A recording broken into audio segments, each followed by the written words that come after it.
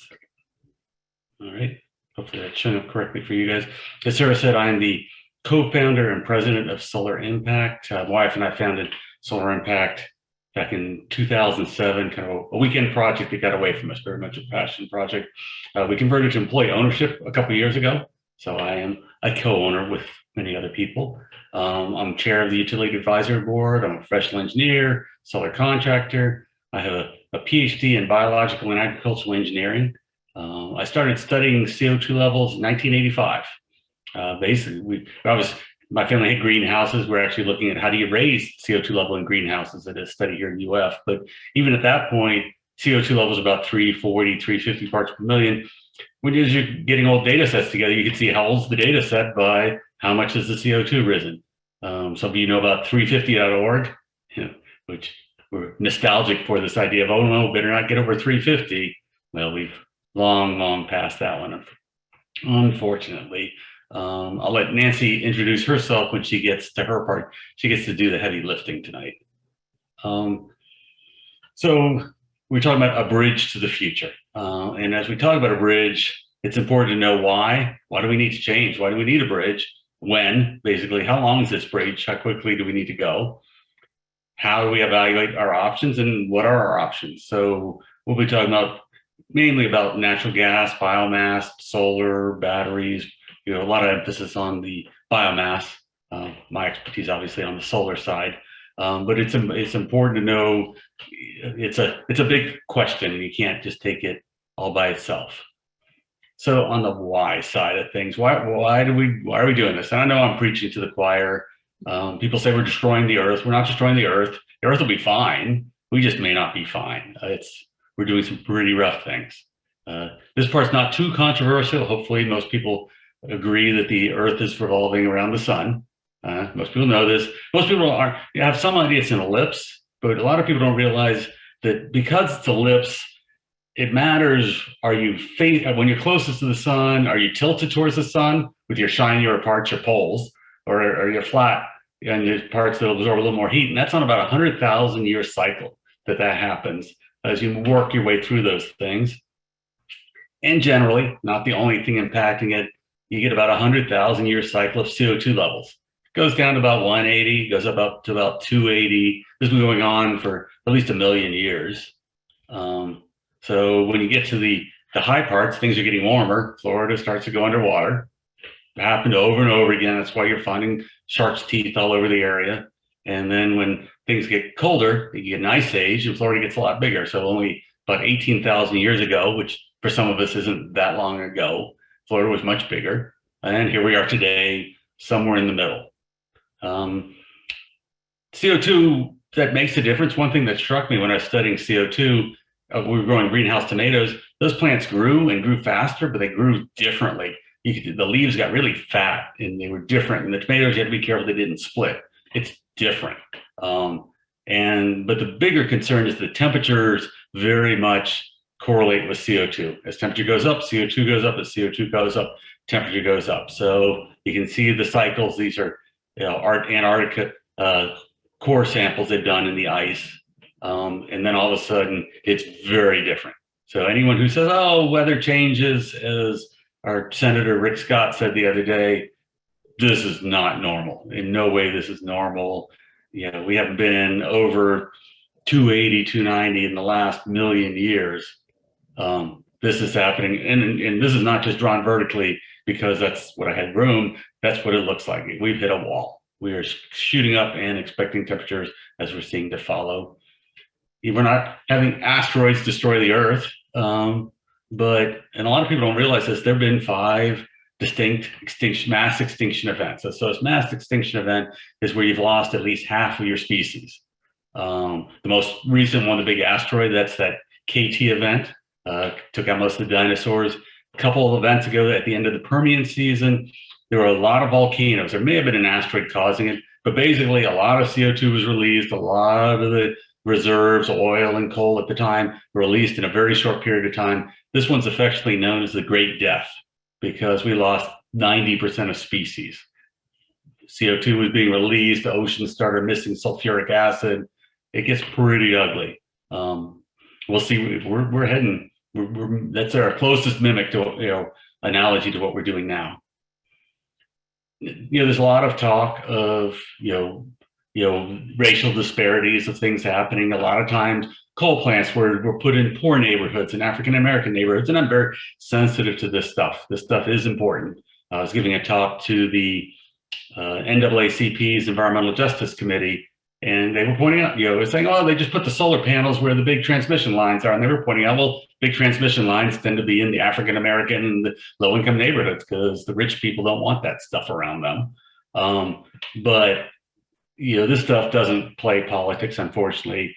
In ways, some of the climate change we're seeing, the droughts, it's going to hurt the most vulnerable people first. We're seeing it already. The droughts and climate change lead to war and famine and problems.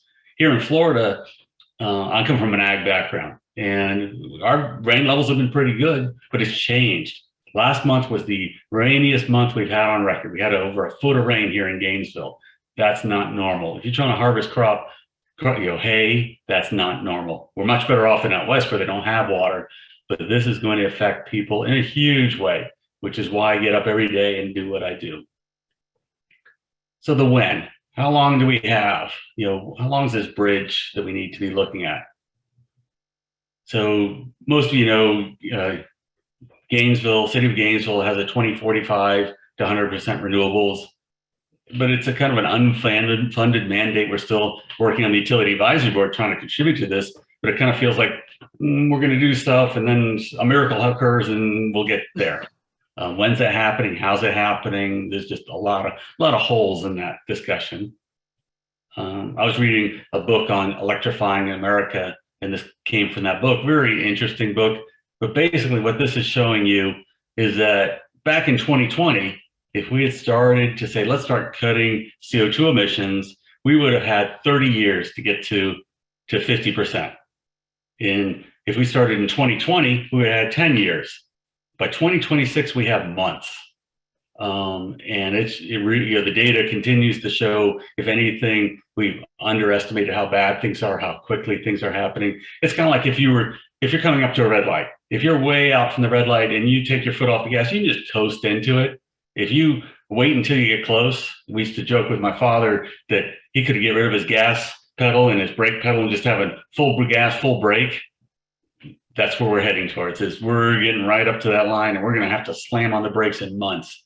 Once we get past about 2026, we're done. I mean, and it's not we're done. It's how bad are things going to get? And they're going to be really bad. We're already having impacts.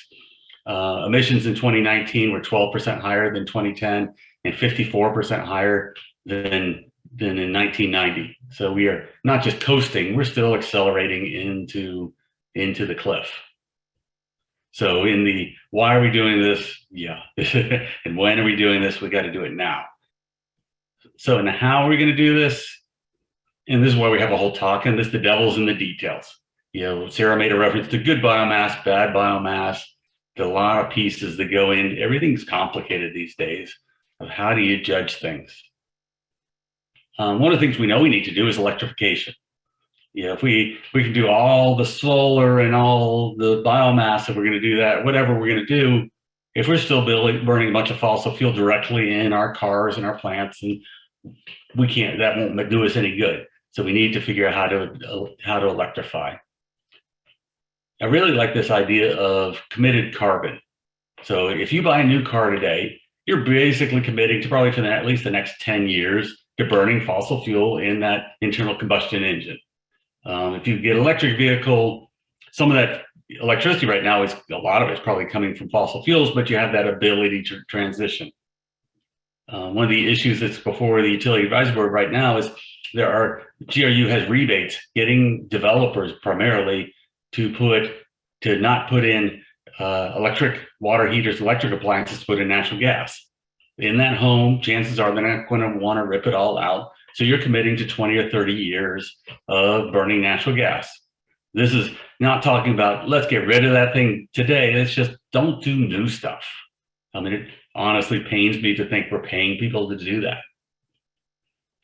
And again, it's not about shutter your gas power plants or even your coal power plants. It's about not building the next one for another 50 years.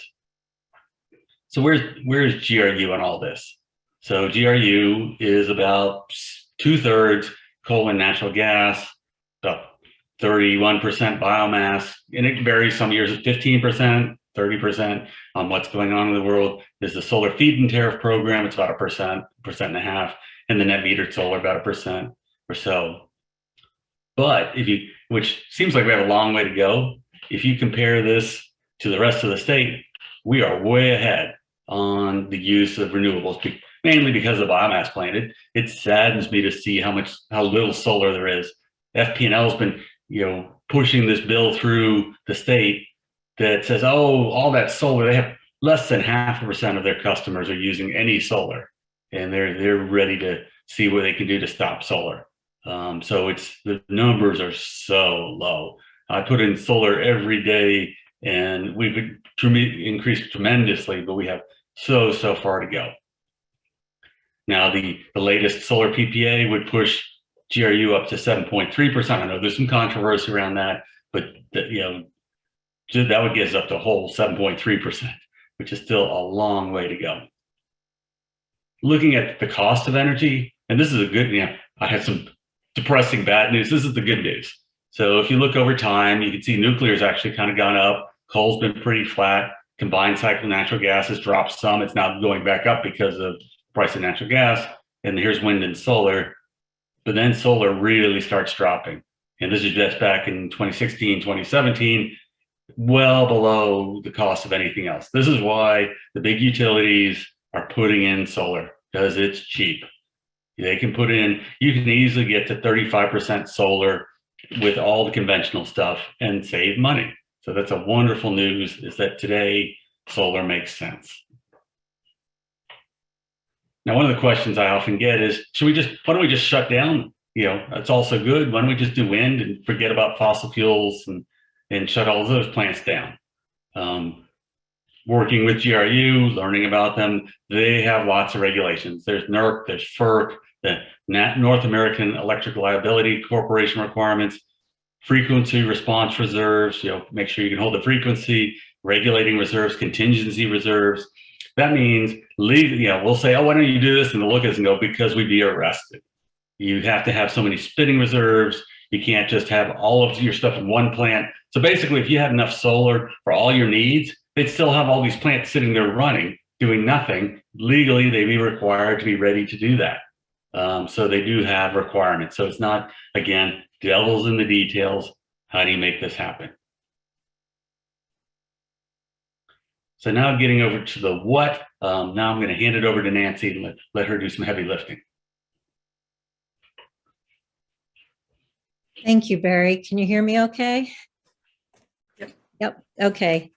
Hi. Thank you, Barry. So I'm going to read so I can stay to my 19 minutes here.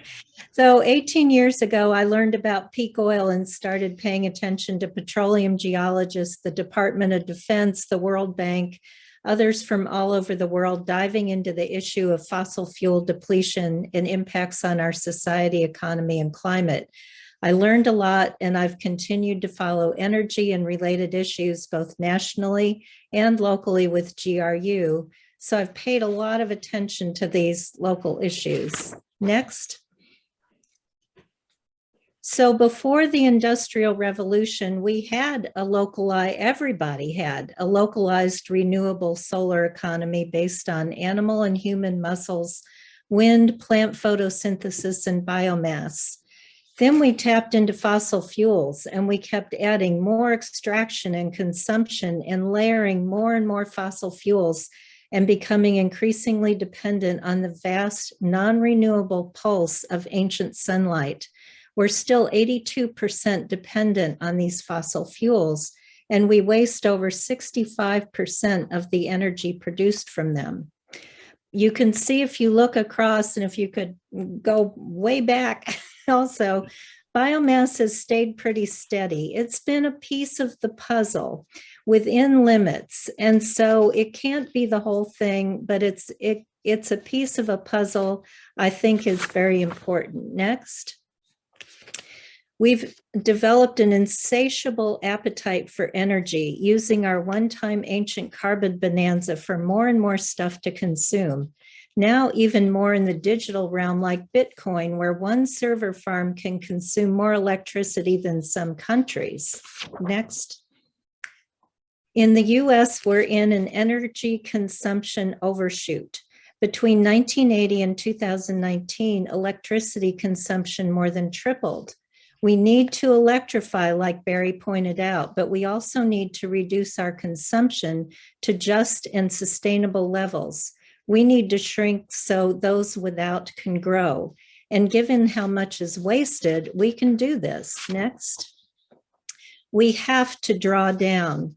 How are we going to wean off this fossil economy and move toward a more just, equitable, and electrified economy? How do we get there? Next. First and very, very important step is to maximize energy efficiency, weatherization, and improving our buildings. We have to reduce consumption and waste first. We cannot run a renewable economy on the levels of consumption we have today. Buildings account for about 40% of all US energy consumption and greenhouse gas emissions. Most of these structures will be in use for decades. Housing plays a big role in the energy burden affecting vulnerable people. Here in Alachua County, we took this very seriously beginning in the mid-2000s, and we've reduced our electricity and water use 25% below state averages. Next. We also need new models for societies to address a changing world. Utilities all over the world are trapped in outmoded systems, just like what Barry was pointing out in his slide. It's a system of you've got to consume and burn more if you're going to earn more. If we don't change these revenue models, policies, and regulations, we won't be able to successfully change.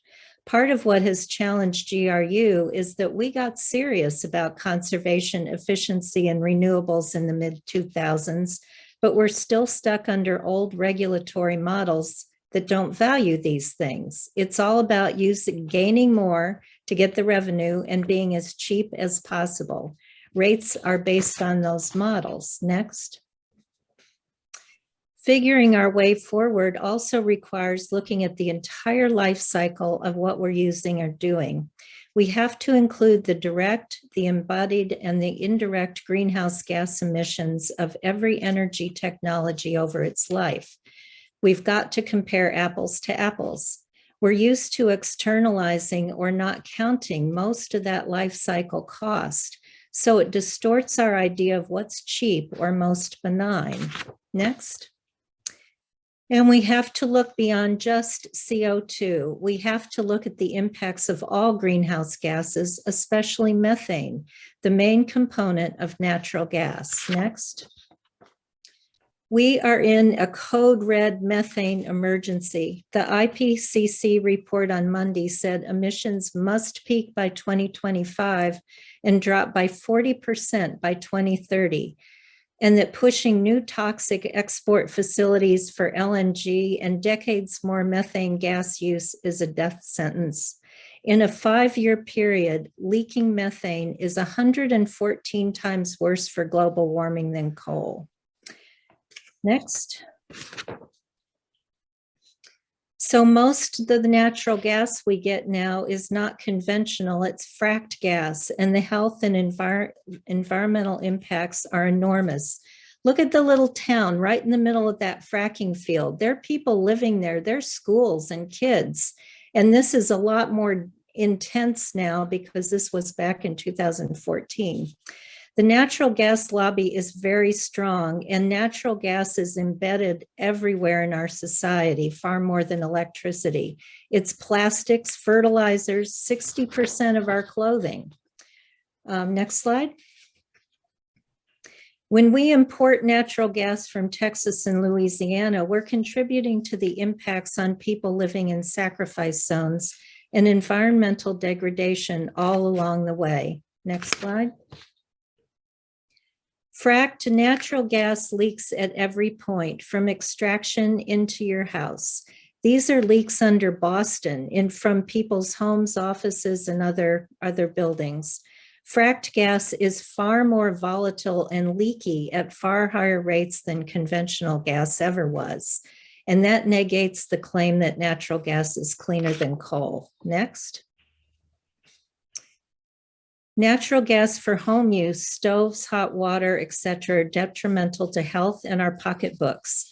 It creates indoor air quality issues and health issues, including 42% higher asthma rates in children. It adds thousands in construction and maintenance costs, and it creates stranded assets. What happens if supply is reduced or the prices keep going up? Next. So, no, we hate to say it, even renewables come with a fossil fuel cost. There is no free lunch.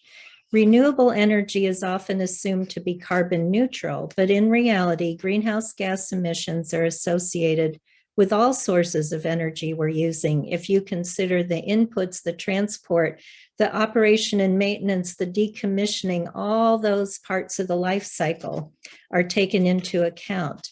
Energy sources are labeled renewable on the basis that they use renewable current carbon cycle resources, sunlight, wind, biomass. But to harness those renewable sources of energy, plants or systems have to be built. And those require extraction and use of finite materials and mineral resources. Next slide. So not all biomass is created equal. It is the how. Next slide. Oh dear, that's the wrong one. Oh, well, it's close enough. It's just the other one had better color to it. So this slide shows greenhouse gas life cycle comparisons of different fuels. It's so evident how much difference renewables can make. They're much, much lower than the fossil fuels, the non-renewables. Multiple studies indicate that well-managed, well-designed biopower systems can deliver electricity with significantly lower life cycle greenhouse gas emissions compared to fossil fuels, especially if biomass is diverted from landfills or open air burning. Next slide.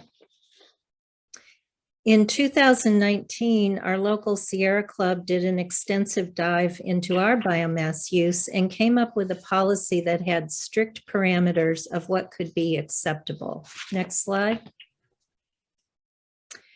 So I think we'd all agree not all bioenergy is climate friendly. Cutting down old growth or pelletizing, bagging up, shipping overseas is a travesty and makes no sense at all. That's biomass done wrong. And the emissions, as you see in this red circle there, are high. But this is not what GRU is doing. We are using locally sourced woody biomass within strict parameters and the carrying capacity of our area, like over in the green circle. Woody biomass means a resource from organic plant material like wood derived from thinning or trimming of trees, provided the wood is not from old growth timber or from ground or shredded pallets, bark, wood chips, shavings, sawdust, slash, and other clean, unaltered scrap wood being consumed at a harvest rate at or below natural regeneration rates. Next slide. So GRU's biomass as a bridge to our energy future has reduced our reliance on coal and reduced major reliance on fossil gas. For a brief history, in the early 2000s, GRU needed to increase electricity generation. A new coal-fired plant was proposed that quickly ran into broad community opposition. After several years of study, coupled with an aging fleet of power plants, rising cost of natural gas, it was up over $13 at that point, and a push for conservation, the City Commission decided to build a biomass plant using a purchase power agreement, PPA, rather than owning the plant itself. Also, they expected federal renewable portfolio standards would be implemented, which unfortunately didn't happen.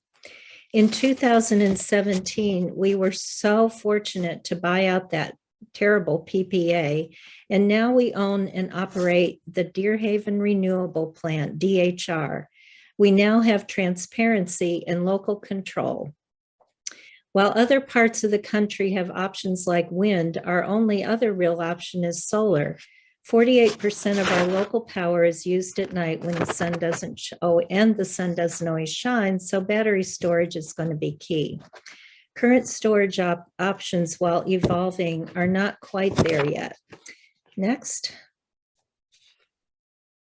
So our biomass is a bridge to the future versus natural gas being a bridge over a cliff. Florida went all in on natural gas, but GRU went for a diversity of fuels and a commitment to renewables.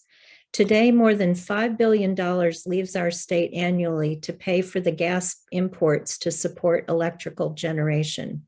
Prices are volatile and going up. More gas infrastructure embeds another 30 to 40 years of fossil fuel use or stranded assets.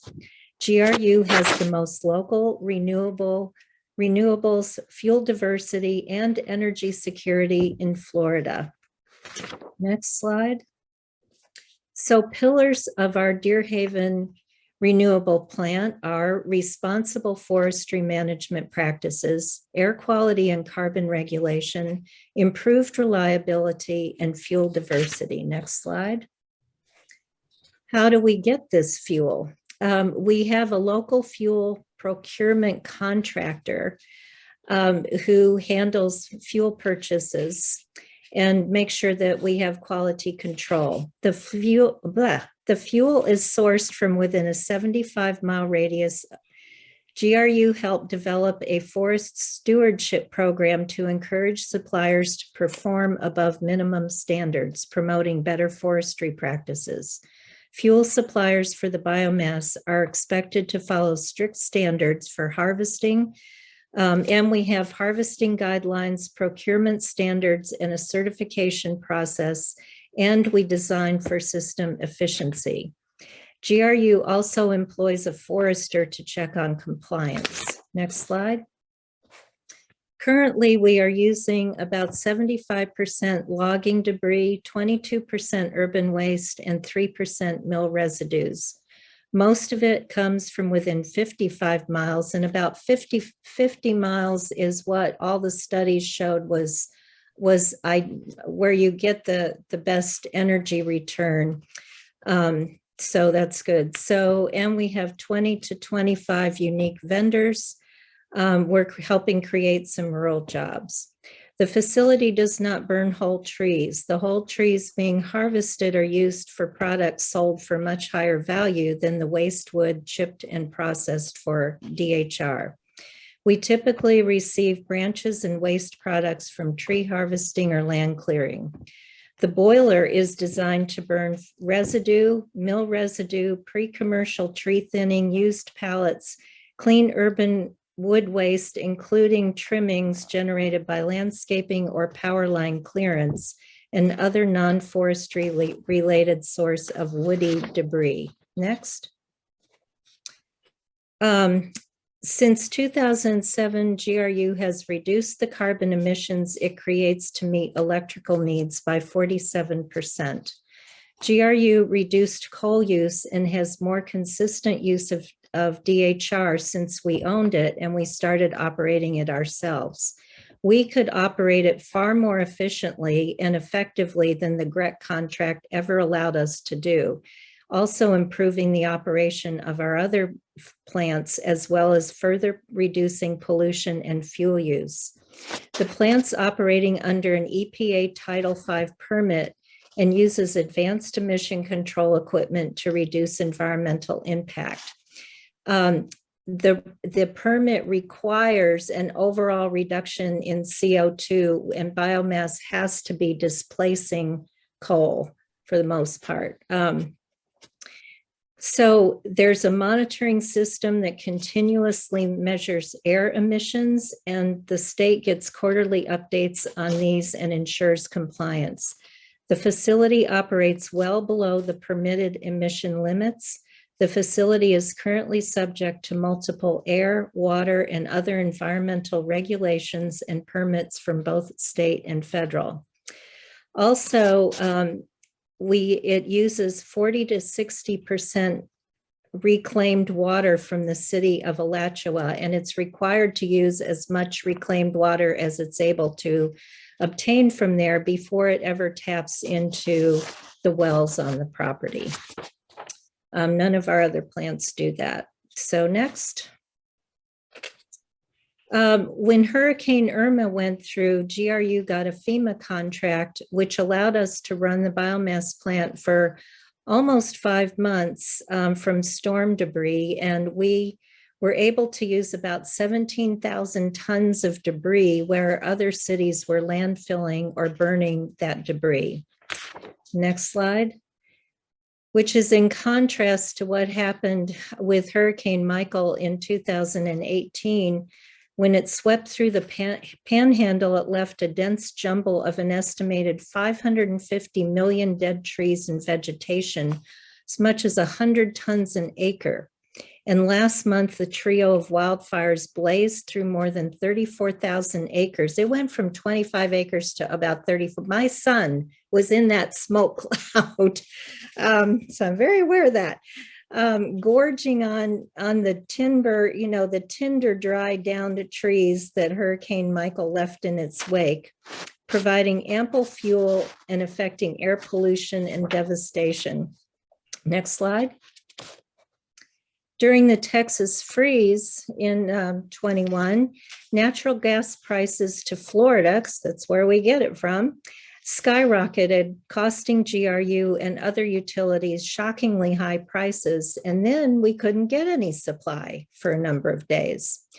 GRU has a diversity of fuels, so we used our biomass, our coal, and our solar to not only provide our electricity, but we were able to sell $900,000 of power to other utilities that were dependent on natural gas, netting about $600,000.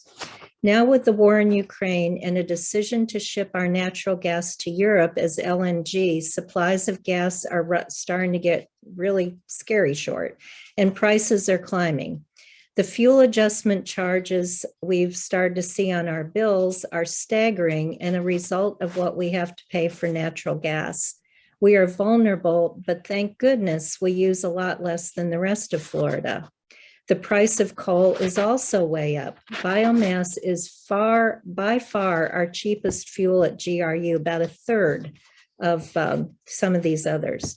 State regulators just approved allowing Florida Power and Light to collect an additional $810 million from their customers in 2022 because of higher than expected costs for natural gas. Natural gas in March of 2020 was $1.80. In 2021 was $2.70. The other day it was $6.10. It's going up. Next slide. So we have much to be proud of with GRU in our community. We have the most fuel diverse utility in Florida, the greatest energy security of any Florida utility with the highest amount of renewable energy generation for the state. We have biomass and the solar feed-in tariff providing locally sourced power with very short supply lines that we can track. We operate under strict guidelines and high standards of practice. Our reliability and safety rankings are very high. We are winning national awards. DHR provides reliable 24/7 baseload energy that replaces and reduces imported coal and natural gas use. We own the plant and it's our newest plant, so we have local control and ability to run it most efficiently and to high standards with state-of-the-art equipment. The biomass plant has extended the life of our old power plants and allowed them to be run far more efficiently, which means less pollution, less strain on the old units, lower cost, more reliability, and providing local jobs. It also results in allowing us to avoid building new fossil fuel infrastructure while we wait for development of larger scale battery storage. We've reduced coal use from 76% in 2010 to 17% in 2021. Next slide, please. So thank you. I hope this gave some information, and biomass can only do so much, but it's playing an incredibly important role, and we're making every effort to do it right. So I will look forward to Barry's next part of the presentation. Thank you. All right, thank you so much, Nancy. And just, I hate to speak for Nancy, but I know we've talked about this, that we're not happy with the biomass plant because it's GRU, because it's the city. We're happy with the city and GRU because it's a good biomass plant. It's good versus the bad biomass, and they've done it well. From everything, we look closely, it's, from everything we can see. Now we can have a whole nother discussion about the price of the biomass plant, but this is what we have, and it is a great asset that, when suddenly natural gas supplies are short. I mean, GRU, we had this happen a couple of years ago, pumped everything they could to get to homes and businesses and shut down natural gas plants because we had options. And things do get expensive and just short supply, and we're going to see more and more of that. So I'm going to shift gears from biomass to talk about solar, because a lot of people like to say, well, why don't you do more of that? So another fallacy that's out there. So, Nancy was talking about life cycle analysis. Oh, you shouldn't put up solar panels because they use fossil fuel. You're never going to recover the energy. There was a study back in the 70s that people quote over and over again. It was one of these terrible studies where they said, well, the solar was on top of the concrete building, so how much energy went into the concrete building, and just a total hatchet job. Most studies say it takes between 9 and 14 months to recover the energy that went into making the solar panels. So it takes, after 9 to 14 months of their production, they've recovered what went into them, as opposed to like nuclear, which takes about 10 years of production. And these solar panels are guaranteed for 25 to 30 years and should last well beyond that. But it's an important question to ask. What is this stuff? And then just very briefly, so what solar panels, you put them out there in the sun. The photons from the sun hit the panels, electrons come out, DC electrons like a battery.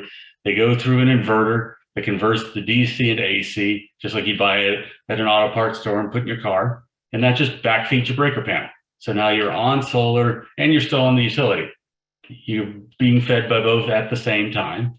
If you're producing less solar than you need, the meter just runs faster. If you're producing more than you need, the meter runs slower. If you're producing more than you need, the meter runs backwards. It's a very simple way to reduce electricity need that works very well. It's all about money. So the cost of solar panels, this is what has really changed.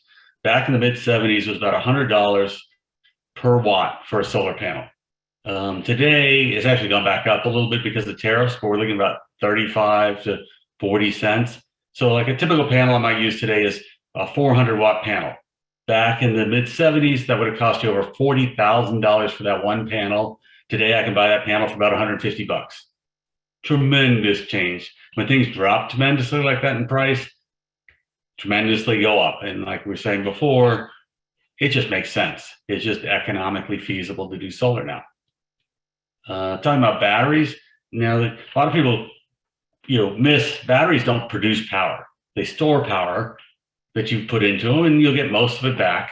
The new battery technology, as Nancy was saying, has really come a long way. This happens to be the Tesla Powerwall. It's the same batteries that go into Tesla cars. It's a really good product compared to what we used to use, big lead acid batteries.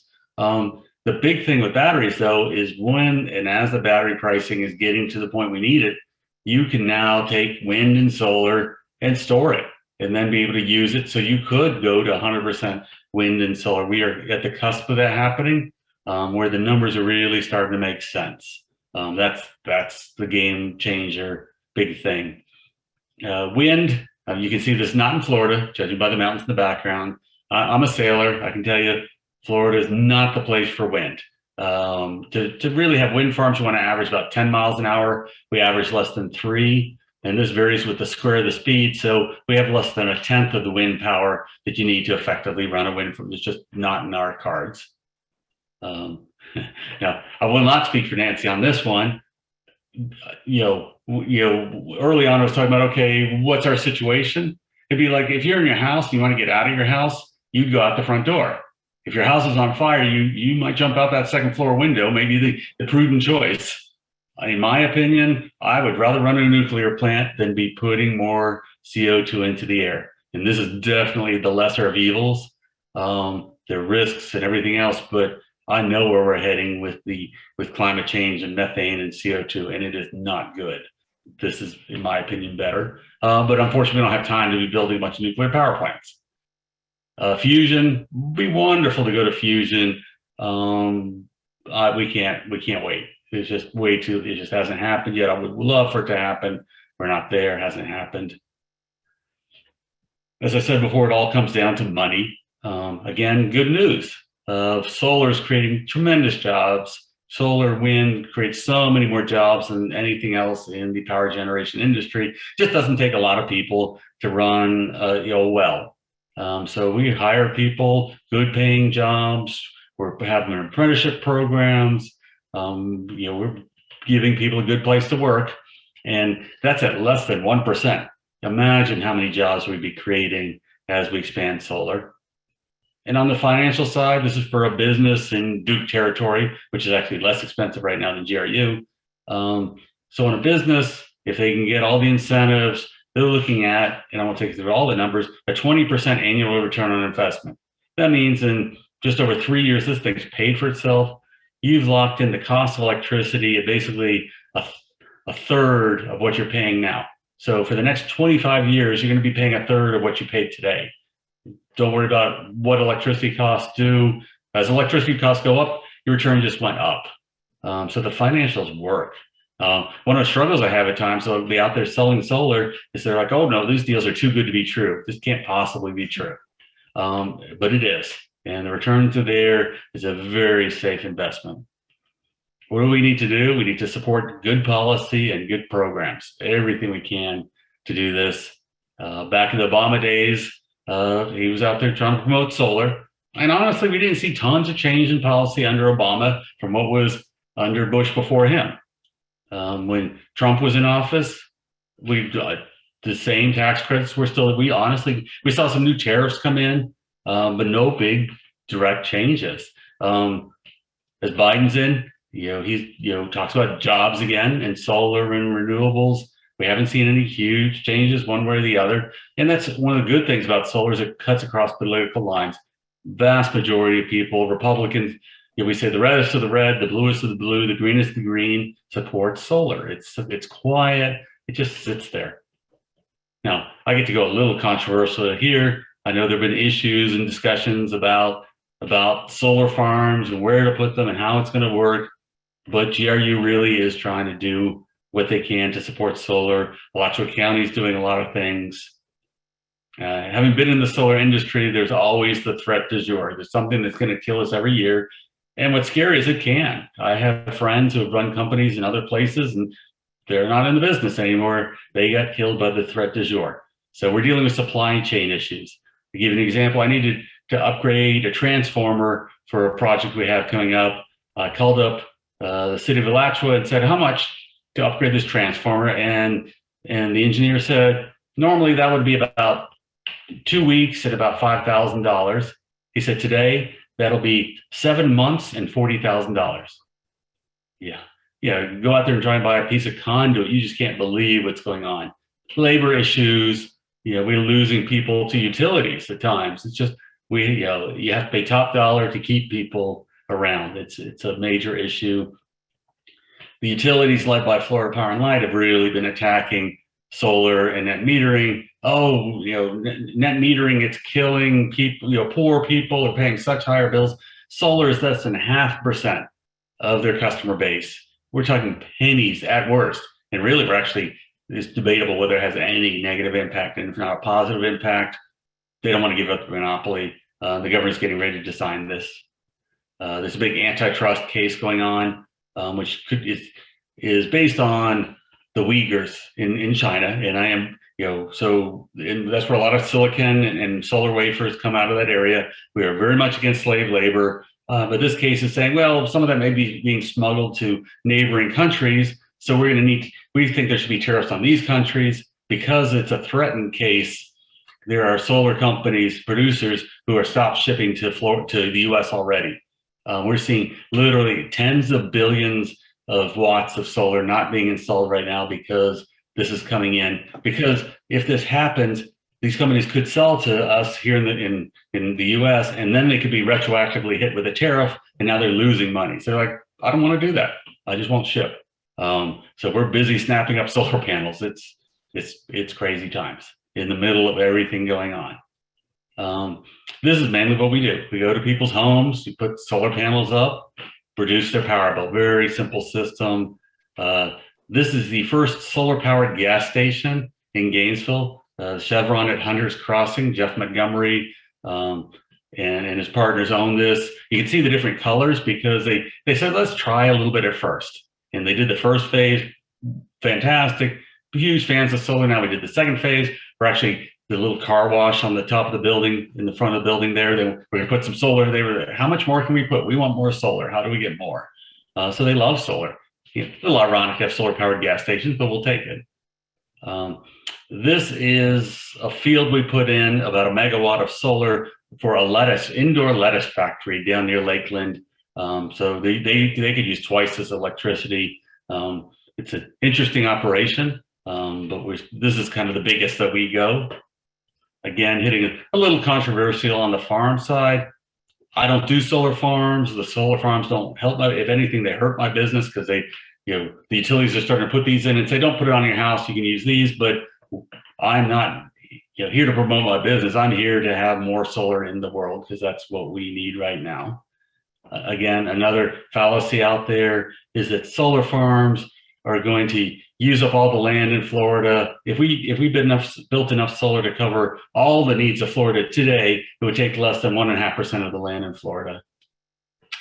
And finally, and I don't think I did as good a job of holding my time as Nancy did, this John Lewis quote was more about civil rights, but I think it's very applicable today. If not us, then who? If not now, then when? It has to be now. We don't have a choice. With that, I thank you for your time. I'm sure Nancy and I would both be happy to answer any questions or any comments you guys have. Yes, I want to thank you again for taking the time to share so much information.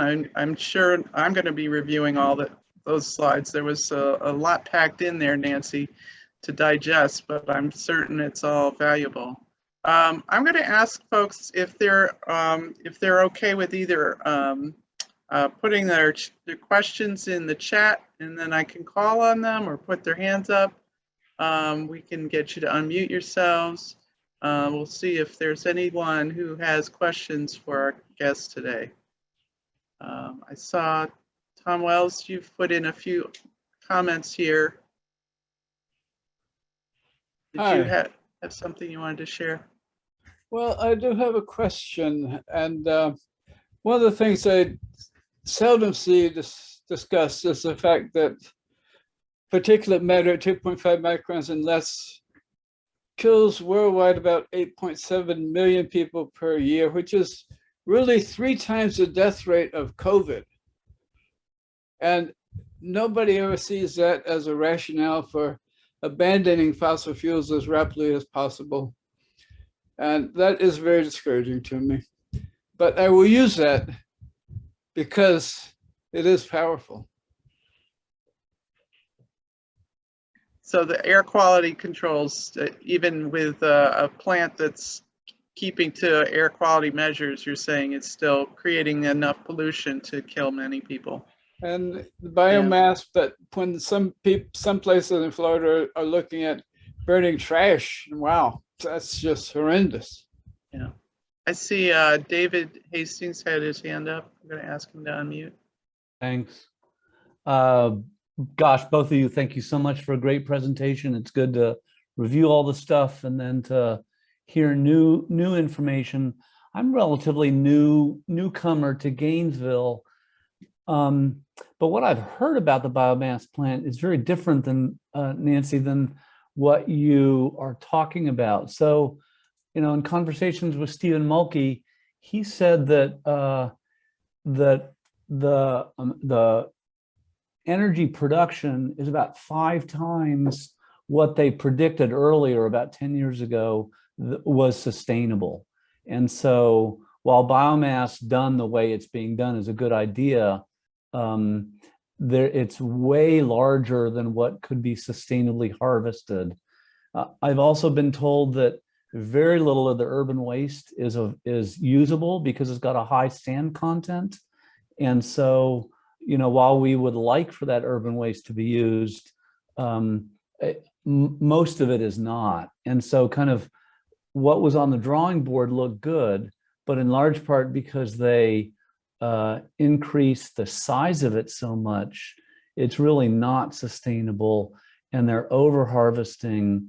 And I obviously trust you, or I'd like to trust you, and so I'm kind of wondering how to figure this out, how to judge how sustainable it is. Thanks, and I'll mute myself. Yeah, thank you, David. Yeah, Stephen.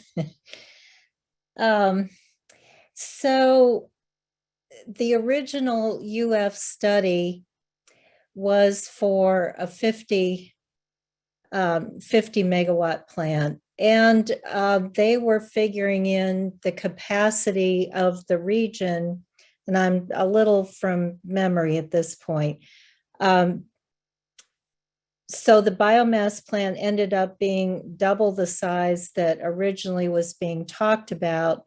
However, they were looking at the, forget how many millions of acres and trees available in the region, and looking at what would happen if there were other biomass plants in the region. And my recollection now is the area could sustainably manage another plant and a half, I think, from what we've got. So my understanding from everything I've been able to find out is, yes, it was larger than anticipated. However, it's still within a sustainable capacity, at least for a time period where we need it before we can do more solar. The other thing is that when we had the GRU contract, we were required to run it. Well, we didn't have any control about how it was run. And so it was like you had to run the thing at full on all the time, pretty much. Once we bought the plant, they started to see how much range did we have in being able to use it just a little bit or up to full capacity, so that it would make the entire mix work far more efficiently. And at first it was thought they could only take it down to running it at 50 megawatts, but they've taken it down to, I think, 38 megawatts and had everything, all those complex calculations they have to do to coordinate all the plants together have kept working. So it isn't that we're running it at full bore all the time. We have this range to where it fits in. So sometimes we're at 19% biomass and sometimes we're at 28. So it fluctuates. And the other thing is, yes, when I read, there was an independent engineer's report done prior to, when we were considering buying the biomass plant, and making sure there weren't any hidden things we needed to know about. And I was amazed at how stringent the parameters were in the permits, and how many extra pollution controls and everything they put on. The engineer said, even in a worst case scenario, because the EPA keeps increasing requirements, that we've already done probably what would be the next levels of requirements for emissions. But my understanding is, because we're under very strict parameters of what we're allowed to use, that it has really hampered the urban waste thing. And we would have to revisit, how do we do the permit to still protect the, the integrity and the quality of what we're trying to accomplish, but be able to use more than we're able to use right now. Because if there's, what I was told by another engineer was, if there are a couple of plastic bags, it messes up the whole thing. So again, it's all very complicated, but everything I have tried to delve into and understand over these past years lead me to be very positive about it. I did the Citizens Academy, and they take you on a tour through all the parts of GRU and stuff, and it made me much more humble about the effort to do this well and to recognize we can't keep doing more and more biomass. We're kind of maxed out for what can be done here, and we have to do it right. And there are risks, just like Barry had risks with solar, of if we get a ton of urban development and all the forests go away, well, we've lost our capacity, right? But so I'll shut up because I'm sure there are other questions. And just to add a couple of things, I mean, Nancy's the real expert here, but just on what I've seen, it's really important to know there's enough biomass to support this plant.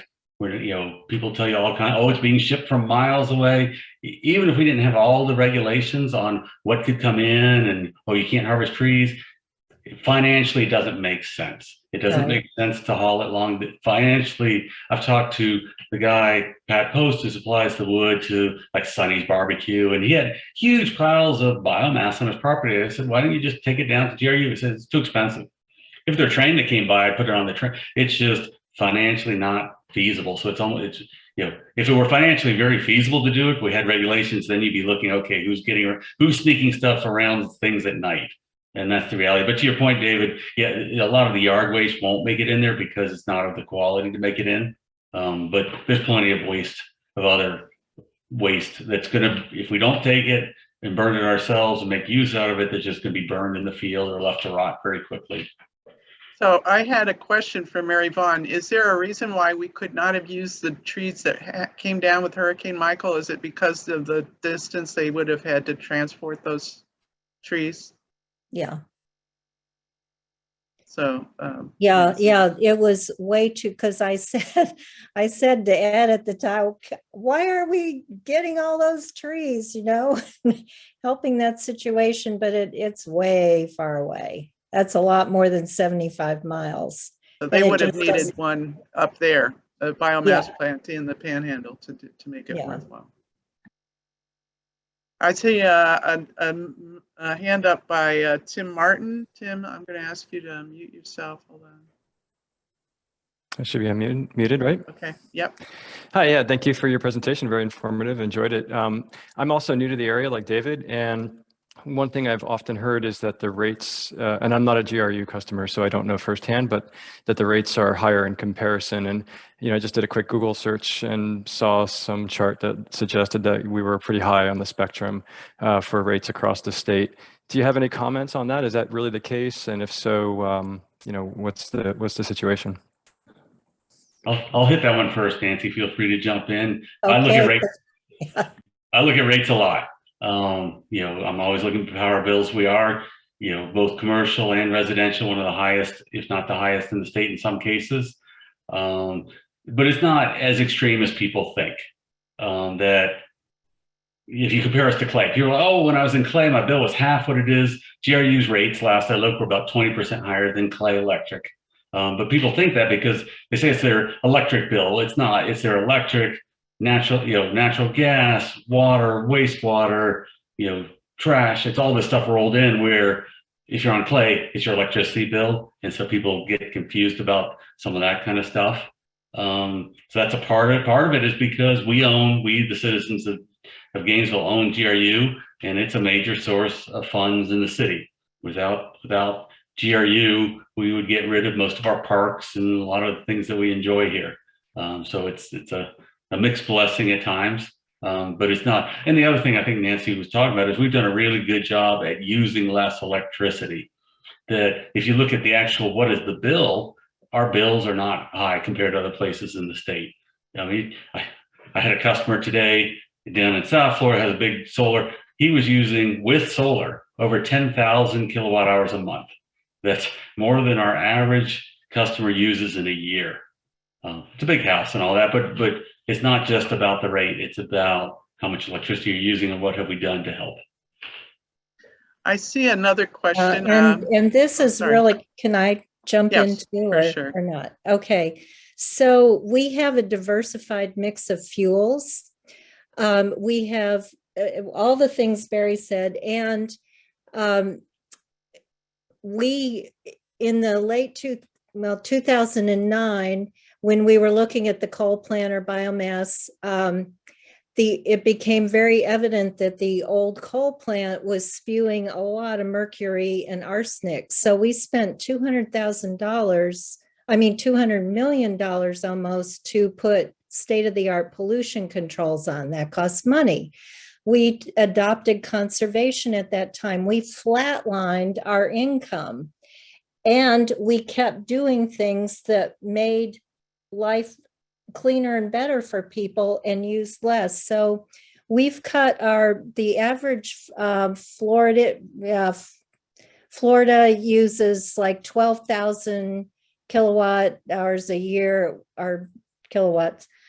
So on a monthly basis, when you look at those comparisons to other utilities, they use 1,000 or 1,200 kilowatts as their comparison line. Most of our customers, our average use is 811, not 1,000, not 1,200. We use way less than everybody in the state of Florida. We put conservation tiers on water too. So we use way less water than anybody else in Florida. So part of what we're paying for is conservation and having diversity and reliability. We have one of the top reliable utilities in the country. We just want a, national award. If I can follow up just quickly, though, there's a public relations issue here. I mean, we're on the advocacy side, and we can use some more help because that message isn't getting out.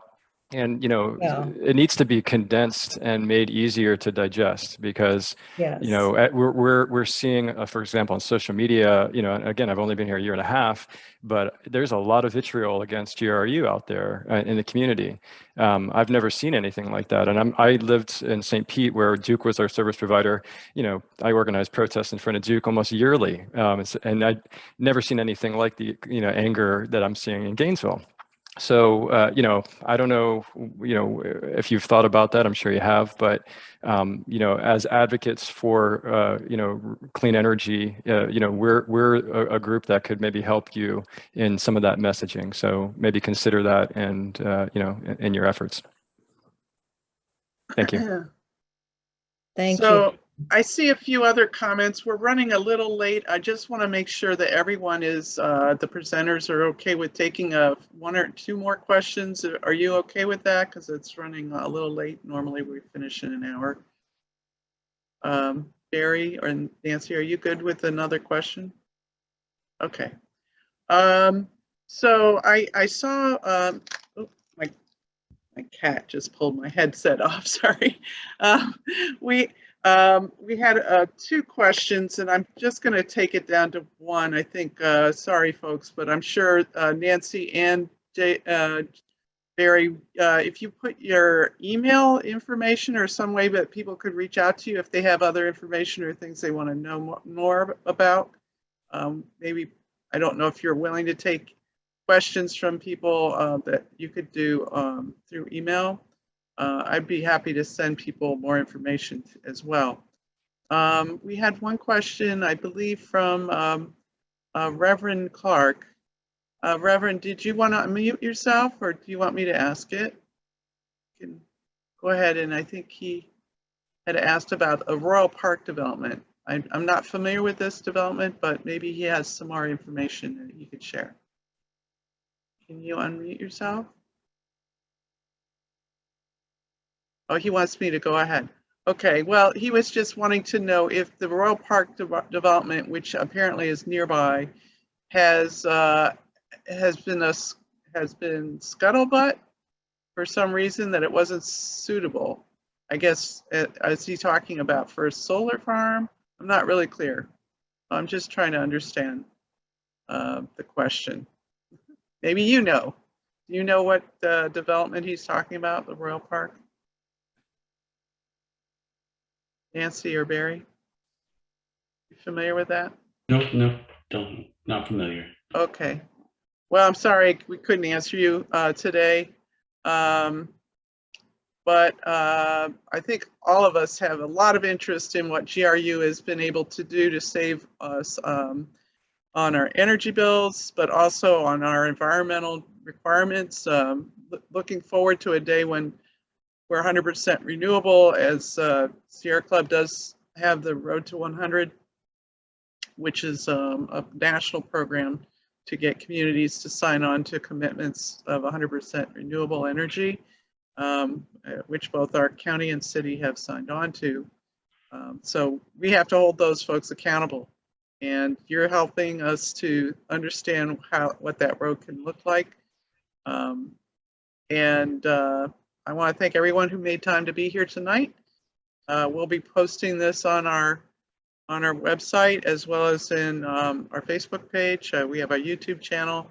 So if you want to invite friends to watch this later, we'll be pushing it out there through our social media network as well. So thank you so much. And thank you once again, Barry, Nancy, for giving us this excellent presentation. Thank you. Thank you for having us. Bye. Thank you very much, both of you. Good night. Good night. Thank you very much.